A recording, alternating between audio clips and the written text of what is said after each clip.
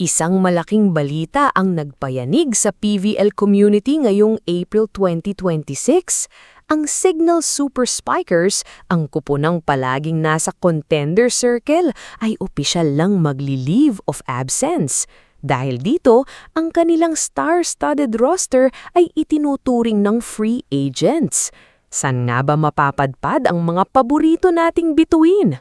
Ngayong araw, hihimayin natin ang bawat key player at kung aling kupunan ang magsisilbing perfect fit para sa kanila. Let's get into it! Simulan natin sa pinakamainit na usap-usapan, Vanny Dandler. Marami ang humihiling na mapunta siya sa cream line. Kung sa cream line siya mapupunta, she will provide the youth and depth na kailangan ng Cool Smashers habang nagta-transition ng kanilang veterans. Pero kung ako ang tatanungin, ang perfect match niya ay ang Choco Mucho Flying Titans. Isipin nyo, Cici Rondina at Vanny Gandler sa iisang team.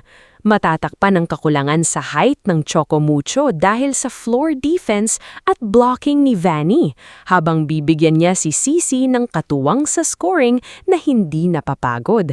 At hindi lang dyan, may Esepul pa at Kat. Well, kung saan masaya si Vanny, doon tayo. Pagdating sa depensa, dalawang elite liberos ang mawawalan ng tahanan. Para kay Don Makandili Katindig, ang PLDT high-speed hitters ang pinaka-logical na destinasyon. Ang PLDT ay nangangailangan ng isang veteran leader sa back row na kayang mag-stabilize ng kanilang receive. Samantala, si Buding Duremdes ay swak na swak para sa Farm Fresh Foxies. Ang Farm Fresh ay isang batang kupunan na puno ng potensyal at ang maturity ni Buding sa depensa ang magtuturo sa kanila kung paano maging matatag sa mahahabang rallies. Ang utak ng opensa, Jel Cayuna. Si Jel ay isa sa pinaka-creative na setter sa liga. Ang kuponang nangangailangan ng kanyang serbisyo ay ang Akari Chargers.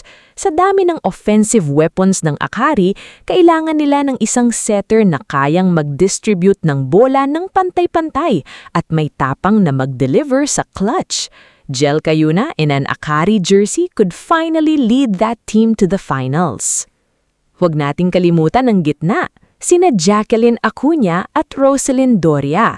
Si Acuña sa kanyang height at lateral speed ay perpekto para sa Capital One. Kailangan ng Capital One ng support para sa net. Si Roselyn Doria naman na kilala sa kanyang service ace at slide attacks ay malaking tulong para sa next lead Chameleons.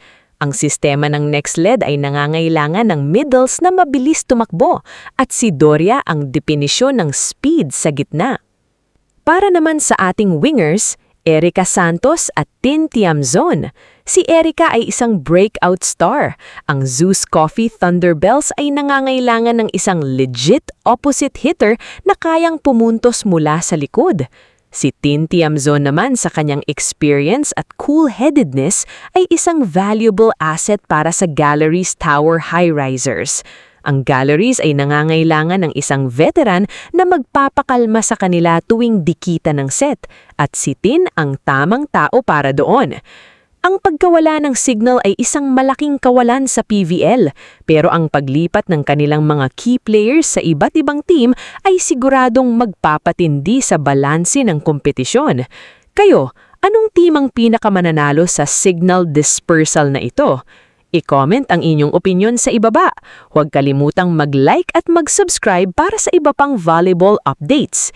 Kita-kits sa susunod na Spike. Hi, I'm Buding Duremdes, libero from the Signal Super Spikers. Pampasa na! Subscribe to the Pilipinas Live app for only 149 pesos per month. Hey! Safe na. Safe. Ayun na yung video. Ulit? Dito po. Oo, titi daw. Pero, mas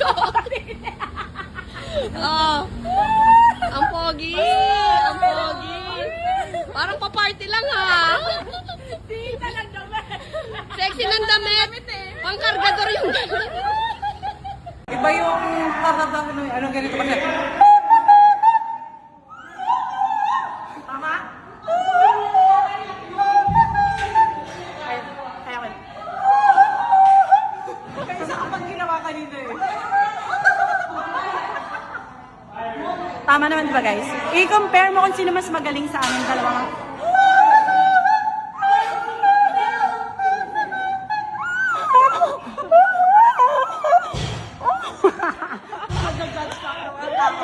Sarap lang ikat! Yung nanay na ba? Yung nanay mo. Yung na... Ay, wag mo tignan! Ay! Alam, nag-share lang!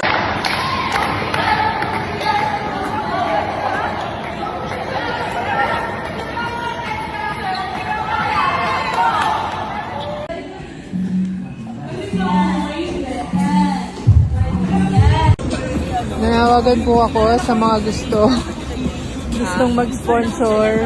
Patingin ako? Patingin. Wow! Beautiful! Knee-pads ng Libero. Guys, bigyan nyo naman siya kasi puro band-aid na yung tuhod niya. Ito din.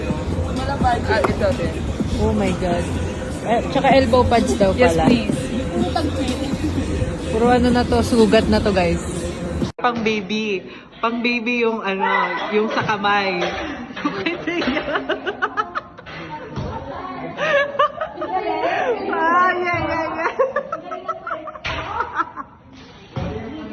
Ang galing! Kaya, ganun ka nga din sa kanya.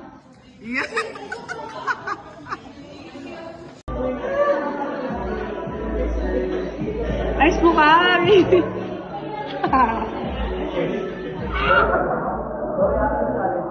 No reaction challenge. Coach, do it. Hindi na kaya emojis eh.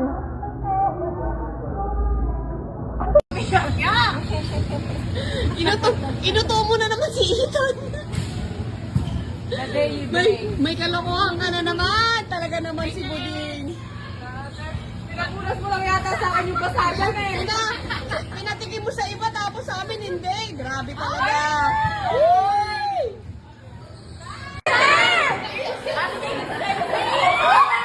Picture! Picture!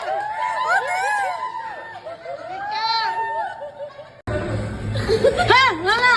Ha! Hala! Wow! Wow!